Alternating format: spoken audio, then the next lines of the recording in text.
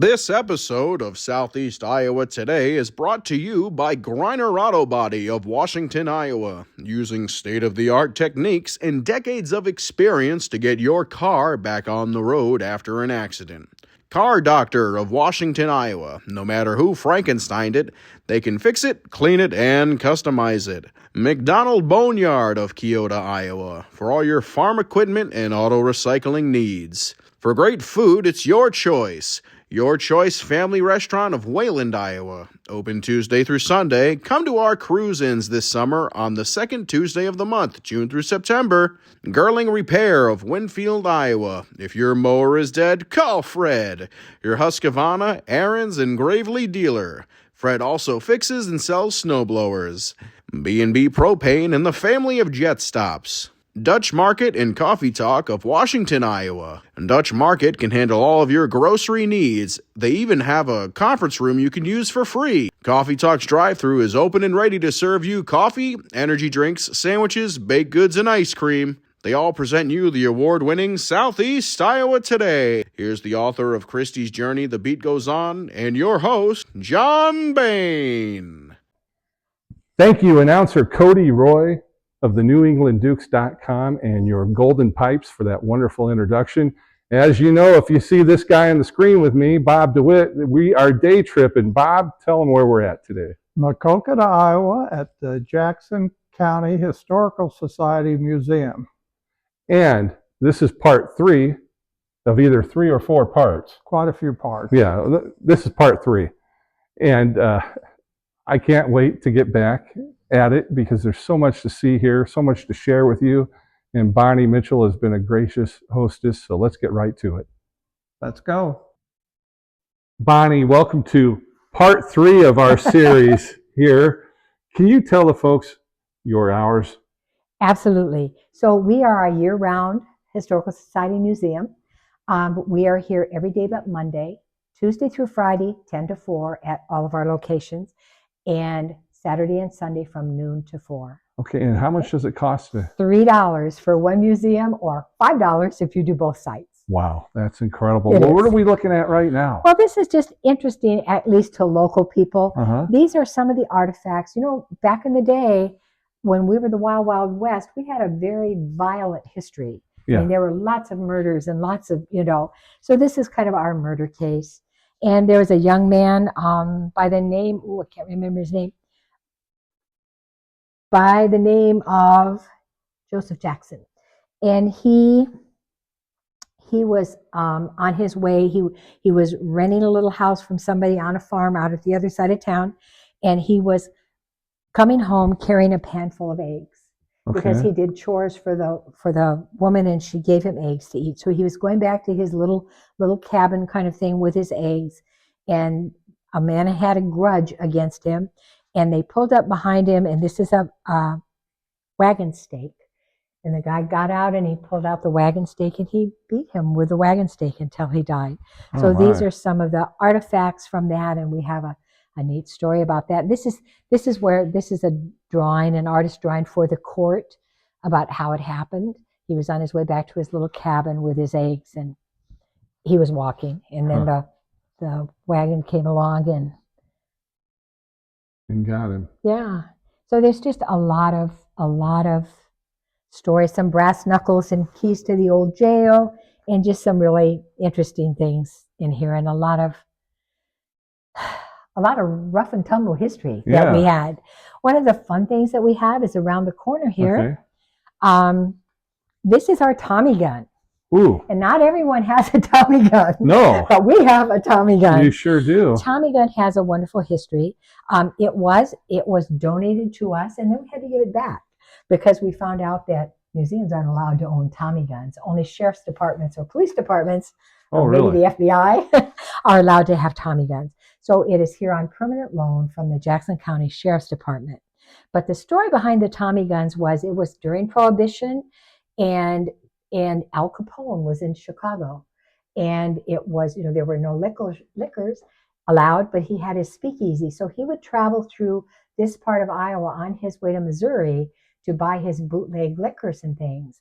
And he traveled with some of the rougher guys around. Machine Gun Kelly and different people like that. And so as they traveled from here through this part of, from Chicago through this part of Iowa, they robbed many banks and lots of things happened. So the Iowa Bankers Association bought a Thompson submachine gun for each of the sheriff's departments along the way, thinking that they wouldn't be outgunned because Al Capone had lots of these, and so each sheriff's department was given one of these. Our sheriff's department is one of the only ones, maybe the only one, that still has theirs, because these they made almost 200,000 of these, but they were so dangerous, they were so deadly, they were so that most of them were destroyed by law. They had to destroy them, I believe, and so most of the other sheriff's departments have sold theirs to buy more modern rifles and things like that for their deputies. And so I know that the last one that sold was $43,000. Wow. So we're happy that our sheriff's department kept ours, Yeah. but it was just, in a gun safe in the sheriff's office. So we now have it on display, but it just has an awesome history, and we're excited to have it. But, and it's beautiful. It's a beautiful gun. It is. So that's our machine gun. This is the case that it came in, that it was carried in. Huh. And every now and then they were allowed to take it out and do a little target practice so that they knew how to use it. Yeah, definitely. If you have to use it, you better know how. Yeah. So this is the industry. This was the old jail in Andrew, because Andrew was the county seat twice. First it was in Bellevue, then it moved to Andrew, where our first governor was from. Then it moved back to Bellevue, then back to Andrew. And then the city of Maquoketa built a delightful courthouse, and for $1 leased it to the county. So the county seat moved to Maquoketa, and then it's been here ever since. But this is gave them a deal they couldn't refuse. That's right. This old Andrew jail is still standing. It has interesting cells upstairs with drawings and things on the walls that different inmates had drawn and that sort of thing. This was the sheriff's house. It was on the corner of Main and Platt Street, where the courthouse is now, I believe. It was on the corner there. And the jail was off to this side. The sheriff and his family lived at this side. And when I was young, one of my best friends was the sheriff's niece. So I got to go and feed the prisoners once in a while, slide the trays of food through the window. Oh, wow. Because the sheriff's wife had to cook for the prisoners and that. Were you scared when you did that? Well, he was there, so I wasn't. Okay. But it was kind of creepy. I bet. But now we have our brand new jail. So Jackson County has a brand new jail. So, but anyway, just interesting. Awesome. Interesting stories of how times have changed. Yes. Yes. Things are not done that way anymore. But we're very proud to have this Thompson submachine gun. Yeah. So millions of them. It says 1.5 million of these were made, and then they were almost all destroyed. Wow. So. All right. Well, thank you. Let's wrap up here, and we'll go onward. All right. Hey, Bob, can you do me a favor? Sure. If you're enjoying this, be sure to like, follow, and subscribe. It's free, and we appreciate you. Bonnie, we made our way upstairs. We did. What do we got here? Well, this is just kind of representative of an old bedroom back in the day, say the 1880s perhaps. And one of the interesting things is we have a lot of bird's eye maple furniture, which was popular back then. Okay. I thought there was bird's eye maple trees, but not so. Not so. Any maple tree that has been infected with a particular virus forms these little dots, and they look like little bird's eyes in the wood. And so those are bird's eye maple. We'll have to zoom in on that. You see the little dots there? So. I'll be darned. And of course, there's a variety of cradles, et cetera, et cetera. Perhaps something that we're proud to have. Well, of course, houses back in the day didn't have closets. As you know, they had armoires that they could move from place to place because people moved a lot, and so they would just move the whole thing. But one thing we're proud to have is this spindle bed, and this came from the Sears house, and this was one of the beds made before Maquoketa was even Maquoketa. There was the Lowell Mills, and Furniture then was just boxy, square cut is all they could do. Mm-hmm. And when they got their first turning machine so that they could actually make spindle things. And then everybody's going to want one like Yeah. that. So, and actually this was found in an old house that the Searses had lived in, and they had a tag sale where collectors come in, and they, nobody wanted that because nobody knew what it was. And so, had they known that that was one of the first, they would have wanted that. Yes, exactly. But nobody knows. So we're really proud to have that. This rocking chair right here, we saw the Civil War drum by the Scott family. Mm-hmm. David and Holly Scott were some of the first people into this part of the country. Like I said, he discovered the Maquoketa Caves. He made this sewing chair for his wife. And if you can see, they're made out of tree branches. Oh, wow. They're just tree branches. And that's how they had to do things back then. Well, it's held up all these years. It has done a good job. And it's little because people were little back then. Yeah. Yeah. This is just the Victorian room. We'll just mention a couple things. Uh-huh. This beautiful big organ. Wow. Was brought in a covered wagon to Maquoketa. It was here for a long time, and then the grandson who inherited it took it to Minnesota, and then he just all of a sudden sent it back to us. So we're really happy to have it. I guess the lessons didn't work out. That must have been it. That must have been it.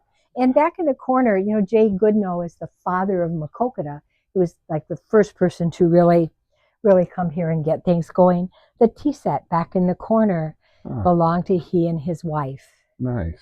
And he was the one that got everybody to come to Maquoketa. He said he donated the land for the first school, did all kinds of great things. He got the newspaper editor to come and start the news business here. And it said that he was trying so hard to have an ideal community. So when people came in, he had a log cabin that served as a hotel. And so people would have to stay with him at first. And so he would size up people. And if it was somebody that he thought would benefit Maquoketa, he would entice them to stay, even maybe giving them an acre of land or something like that, because he owned a lot of land, to get the good people to stay. And then people that he considered riffraff, he just kind of shoot on down the road. Thanks for stopping by. Yeah, that kind of thing. Don't let the door hit you on the rear on the way. That's true, that kind of thing. So old looms and things like that, people had to weave all of their own things. They had to make their own rugs. You just couldn't go to the store and buy things for a very long time. So just a variety of old spinning wheels and things like that. And this was made in Davenport, it looks like. Yes, it was.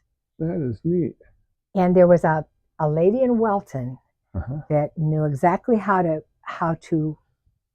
can't remember what she called it. She put the warp on the thing, all of the strings. She knew how to do that. And she came every Wednesday and taught me how to use that. Wow. But that was like 15 years ago. Do I remember? No. I wish I did. Well, I say if you practice up, we'll do an episode of you doing that. Okay. These are just some old washing machines along the way. But our kitchen is... Boy, look at that. Yeah. Can you just imagine what wash day was like? And that thing sold for $6.95. Yep. And that was cream of the crop back then. Yeah. Yeah. So there's just Swinging a lot of... ringer. Yeah. Wow.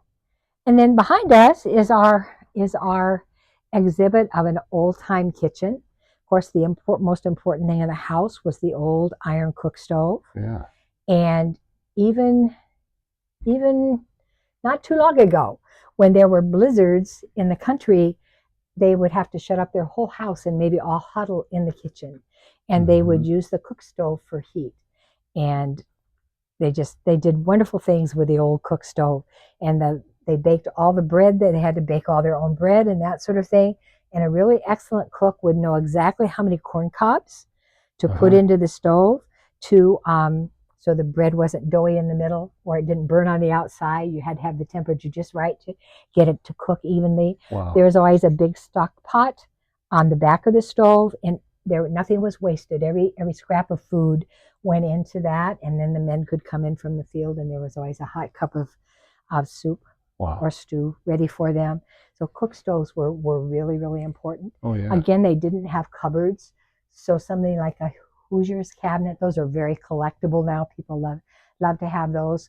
Ours has a mill on the left-hand side, as you Yes. can see, where they would put their flour, and then it has the sifter at the bottom Mm-hmm. as they made their bread and things. The cabinet to the right is called a Swedish wedding cabinet, Swedish wedding. And that was a lot of times given to people as a wedding gift. Okay. And they were carved and intricate, and I guess just another version of that. There was always, if you were lucky, That's had a lot of carving. isn't it? Yeah. Yeah. There was always you hoped you were lucky enough to have a pump in your kitchen. Otherwise, you had to go outside to the well and pump your water and bring it in. And refrigerators or ice boxes. Yep. You put your keg of ice in there, and that's how you kept things cold. Kind of hard to do in the summertime, though. Absolutely. Yeah. But there was an old country school that's still standing out near Emmeline. And they used to have storm cellars. So when a storm came through, they could take all the kids down. Well, one winter, unbeknownst to the teacher, the kids packed that whole thing full of snow. Oh. And the following July, it was still frozen. Oh, wow. So it's a good thing a tornado didn't come along by then.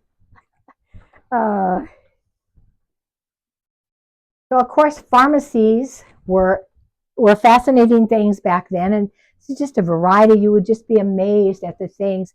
We're so lucky today because we have antibiotics, etc. They didn't have any of those things, and Right. for a long time didn't even have sulfa. But if you read some of the labels, arsenic was a common thing, things that we wouldn't think of using now. But these are all old drugs, old prescriptions from some of the doctors. And a lot of the doctors prescribed their own medications. They had a medicine room, and they made up salves, and you'd go in and they'd put your salve in a little metal can and, scrape it up. Huh.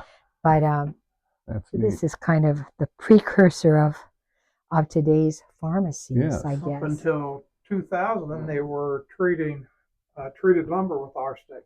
It's called CCA lumber, copper chromated arsenic. I actually burnt some, and I knew it, but I got arsenic poisoning from the smoke. Is that right? Yes. Don't burn treated lumber if it's Whoa. older than 2000. Wow. Whoa. Yeah.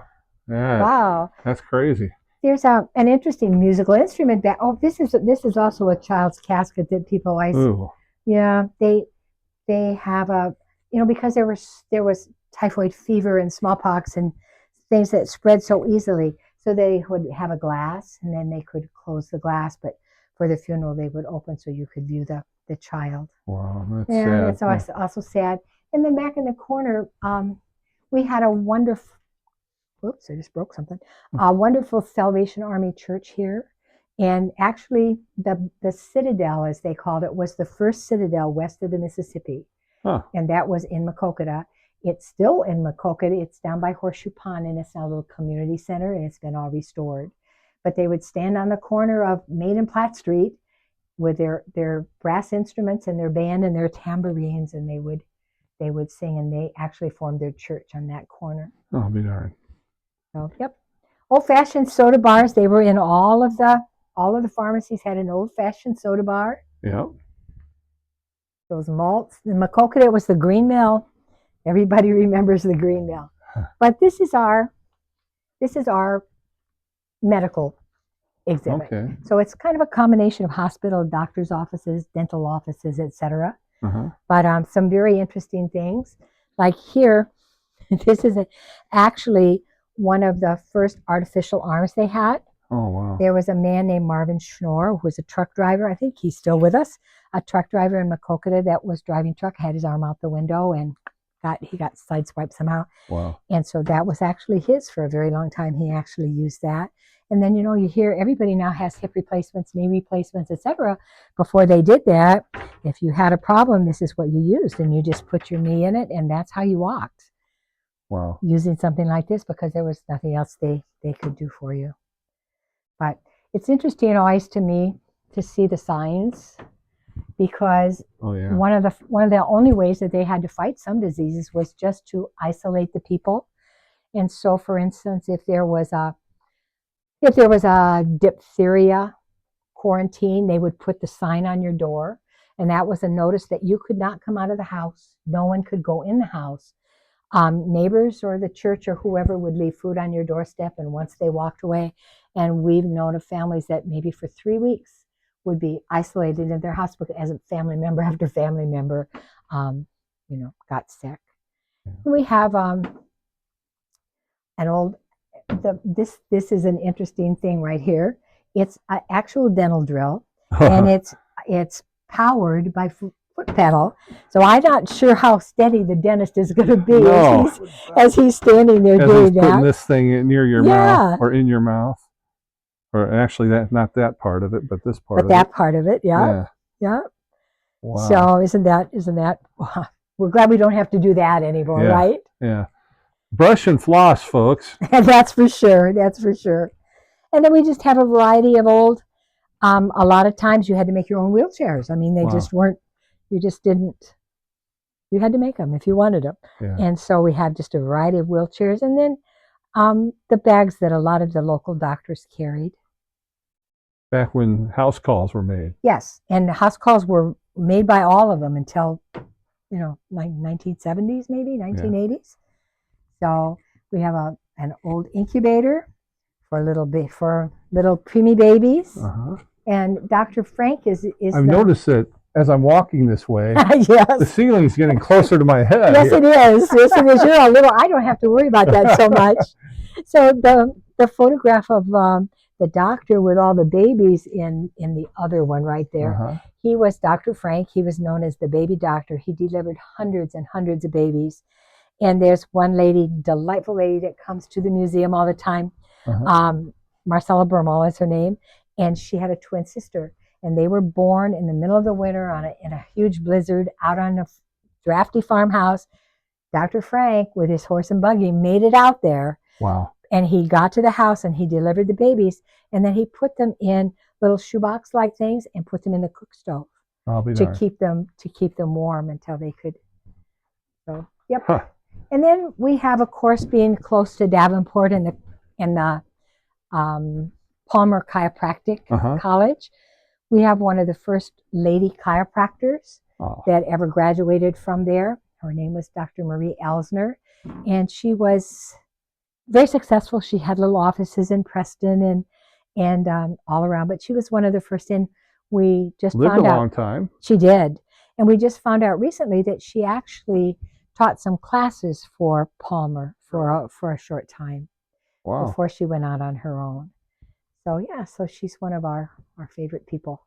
Yeah. And in our Hall of Fame. Yeah, well, justifiably so. Absolutely. Yeah.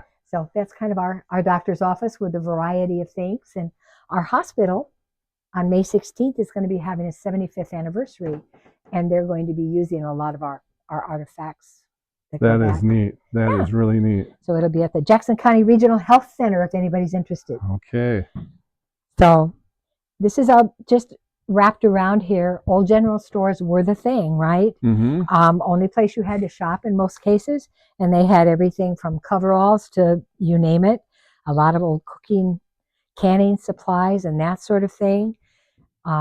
Just examples. About the only thing that people couldn't raise themselves did they buy. So there was always coffee, always sugar. And for a time, cane sugar was grown here. It was a cash crop here for a while. Actually, tobacco was a cash crop here for a long time. But they just had a lot of interesting things.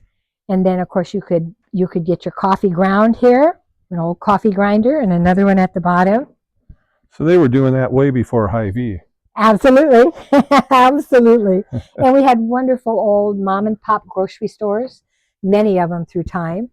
Some of the coffee grinders up on the wall that you would have at your home to grind your coffee beans. Nice. Just kind of zooming in for people to see that. Yeah, that's pretty neat. Yeah. And just a variety of whatever you would find in the general store. And then they always had a meat case and an ice box, and they would cut up your meat or your cheese. There's a cheese cutter and things like that. So it was just a different time for sure. Yeah, yeah. So this is our old grocery store. I'm going to say people that don't like change they don't realize how much change they've been through. That's right. That's right. And this is a shopping cart. Oh, look at that. Isn't that interesting? Yeah, it is interesting. And one of the fun things is when you take groups of students through here, they don't know what coal is. Oh, I mean, they've never seen coal, yeah. and coal was, of course, so important. And there's some coal. Everything, because there were cans. You could get a machine to seal your cans, and you could can your things. But most everything was in crocks. Mm-hmm. Like people would, raise cabbage, make sauerkraut, have Sure. pickled pig's feet, and all kinds of things. So everything was in crocks. But you could buy lanterns, you could buy anything there was to buy, you could buy at the general store. Really So- fascinating. To have this in such a wonderful display and everything, how have you maintained that? It's hard because if you get something new that's really wonderful, you have to find a place for it. But if you move one thing, you have to move a lot of things. Exactly. So it's very hard. But we have awesome volunteers that are, really help out and put these things together. And for a long time, we had cords across here and you couldn't walk into the rooms. But Phil's wife, Pat Gent, that has done so much, she has made it so we can walk through. And, occasionally we lose something. Something walks away. Yeah. Like one thing that in the bedroom, there's a rope bed. And the saying, sleep tight or the bed bugs will bite. Yeah. Well, they had special little dolls. Where's that rope bed? It's right here, isn't it? Oh, she moved it when I wasn't looking. It's way at the back now. Okay. But there were ropes that held the mattress or the corn husk Sure. ticks or whatever they were using. And there was a little wooden thing that looked like a clothespin, but a lot bigger. And you would use that to turn the ropes, to make the ropes tight. And that's one thing that disappeared. But that came from sleep tight, don't let the bed bugs bite. All right. But it's fun when children come through here and you say, you see this bed. Well, if you lived back in 1880, you would have probably had 6 or 7 brothers and sisters, and many of you would have been sleeping in the same bed. And as the ropes got looser, everybody rolled to the middle, right? Yeah. But of course, kids have their own rooms today, and they can't believe that everybody slept together in one bed Exactly. and that sort of thing. So Yeah. anyway, we do have things that disappear, but we think it's important that people can get up close and personal and really look at things that they're interested in. So that's kind of our thing. That's what we try to do, is put things so people can we hope they don't touch, Yeah. but they can get right up to things and Yeah, see it's like- things. And so that's Use some common sense, folks. right. Yeah. That's right. And the adults are worse than the Oh children. yeah. Because Usually if you are. tell the children not to touch, they don't. But Yeah. somehow adults feel privileged. Yeah. So Yeah. did you want to talk about any of the toys? Well, let's look at a little bit of the toys, and then we'll Okay. wrap this up. All right. All right. So it's just interesting that, kids don't even have toys anymore because they have these. Yeah. But toys back in the day, and you can look at all of these. I mean, there are croquet sets and things like that.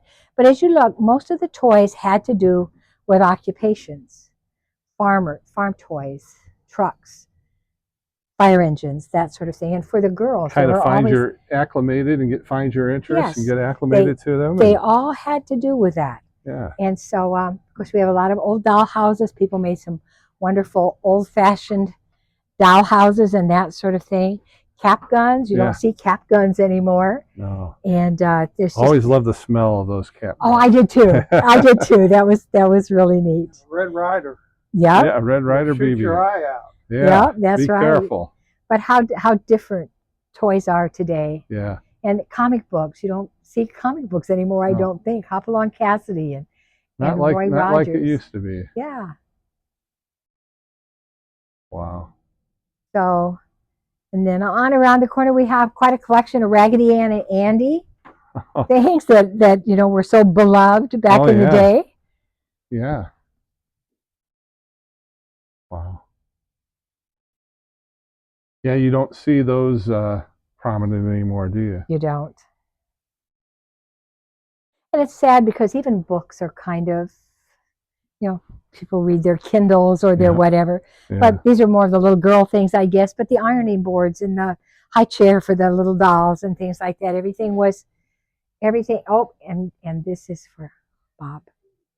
Oh, it's not what I thought it was. It's a cabinet. I thought it was an That outhouse. was too. I'm sorry. I shouldn't have opened it. Then you could have told your story. I would say he'd never fit in there. I don't think so. I don't think so. And then some toys were cast iron, that sort of thing. This was a collection that came from Harold Taylor that lived in the Preston area, and he collected all of these different toys. So just so different than they were back in the day. It's amazing. So yeah, And that's him. That's him right Yep. there. Yep, All that's right. him. So just a lot of things. So thank you. Thank you. This has been a real treat. Bob and I have basically spent the day here. Yeah, I think you have. And Really was. And you and- haven't seen it all. no, we haven't seen it all. The folks that are watching haven't seen it all. Right. So tell them where the location is. Okay, so we're in Jackson County, Iowa, in Maquoketa. That's the county seat. This building and the machine shed are on the Jackson County Fairgrounds, and they're at the corner of Highway 64 and Highway 62 going to Andrew. Just a hop, skip, and a jump from southeast Iowa. That's right. All right. That's right. Right on the fringes. There you Bonnie, thank you. Thank you.